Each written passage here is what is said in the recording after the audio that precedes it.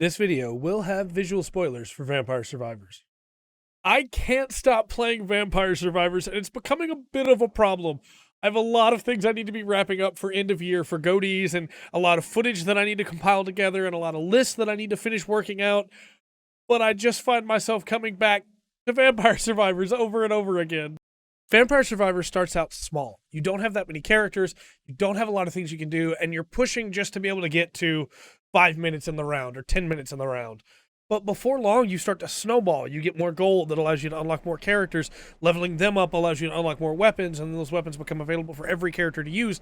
And before long, you have so many characters and so many weapons, and I don't yet have them all, but I'm very, very close, and I'm working on finishing that out. But you just have options galore, and that's where Vampire Survivors really shines to me. It is progression the game. And if you watch this channel often, then you know that I love progression. ABP, always be progressing, is like one of my favorite things to do in a video game. And Vampire Survivors is just that. And it's very strange in a lot of ways because you don't press buttons to attack. Everything's auto attacks, and you can bring down the cooldown for your auto attacks, and you can bring up the amount of projectiles or anything like that. There's all kinds of different stats to work with. But in my opinion, because you don't get to choose when you attack, because all you're focused on is your movement, where you are in the world, and which weapons you choose to take, which items you choose to take, you're able to focus in on the strategy aspect of it. And it makes this game feel like a reverse shmup, a reverse shoot 'em up, right? Almost a bullet hell, but not quite, while also being an incredibly deep strategy game. Do I want to take these weapons, or do I want to take these items and hope that I pick up the weapon on the map, or hope that I pick up this item on the map? Do I know what items are on this map?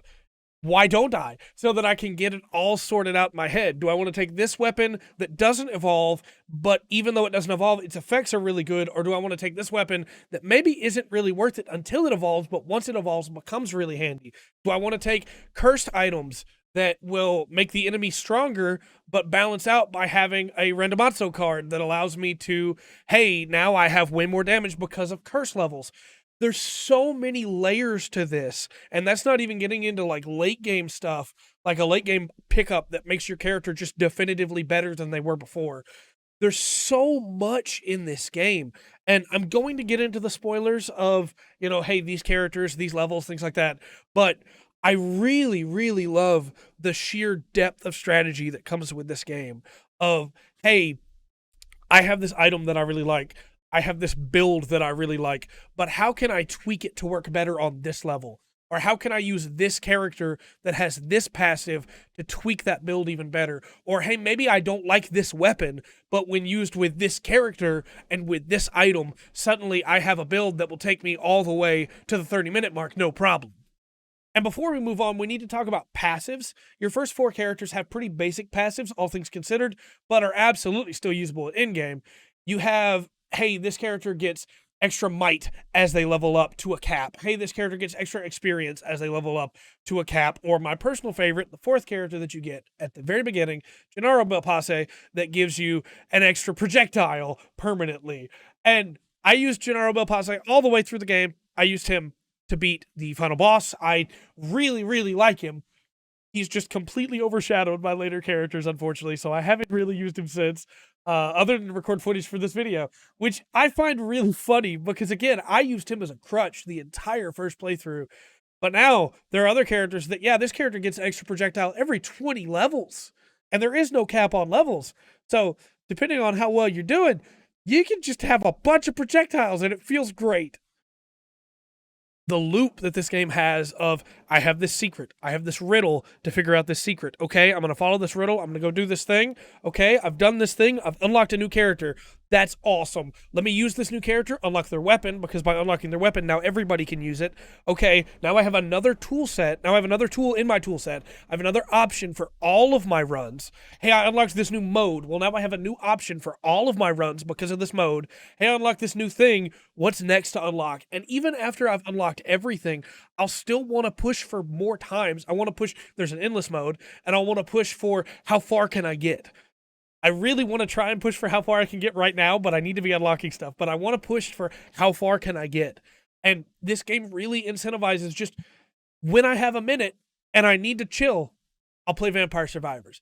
When I'm in between recordings and I need to like come back down from that last recording so that I can get back up to the next one, I'll play Vampire Survivors. When I've got like 20 minutes before I've got to go somewhere and I'm already ready to go, I'll play Vampire Survivors. And it's such a cool system of I can just do a run, have some fun, get back out. But if I want to just sit and play for hours, I can. And I think that this is a very unique game in that scenario where it's good for short bursts and it's great for long plays as well. The mobile version, not so much for me. I wish the mobile version had crossplay. I don't really want to unlock everything again, but if I ever do, the mobile version's there, I guess. But it's a very, very cool game. And before we move into spoilers, I do want to talk about the DLC real quick, because the DLC is like $2. And it comes with a bunch of new characters, a brand new map, and a bunch of cool stuff to do on there. And of course, the most exciting part of that for me is new characters means new weapons, and these new weapons evolve with the same items that we already had, which means you can get one item and 2 weapons can evolve off of it, which is incredible for build customization. It gives so many more options. The loop is great. The DLC is absolutely worth it if you're buying the game. The game's already relatively cheap. DLC's $2. But again, absolutely love the core loop of this game. ABP, always be progressing, and that is what Vampire Survivors is. Even if you don't unlock something in a run, even if you're just playing a character for the upteenth time and you don't unlock anything, you don't get any of that late game item that lets your stats get better, you still get gold that allows you to buy things from the merchant, that allows you to buy upgrades, that allows you to unlock characters. So you're always progressing in Vampire Survivors. Let's talk spoilers.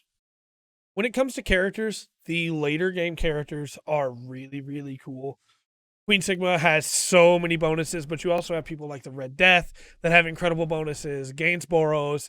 There's so many fun characters to play around with, and that's not even counting the cool new DLC characters and the Shuto versions of them that I'm really excited to unlock. The levels are really cool. I really love the bridge level, and I really love the Bone Zone. I think there's so many cool things you can do in the levels, and there's so many secrets in the level.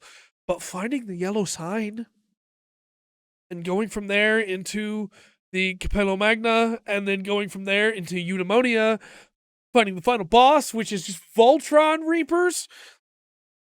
This game's so cool. There's so much cool stuff in there. And I love the way weapon evolutions work together, where you can get like the Vento Sacro and the Evolved Whip, and then you have an even better version, or the way the bracelet works, or the way the Infinite Corridor. The Infinite Corridor?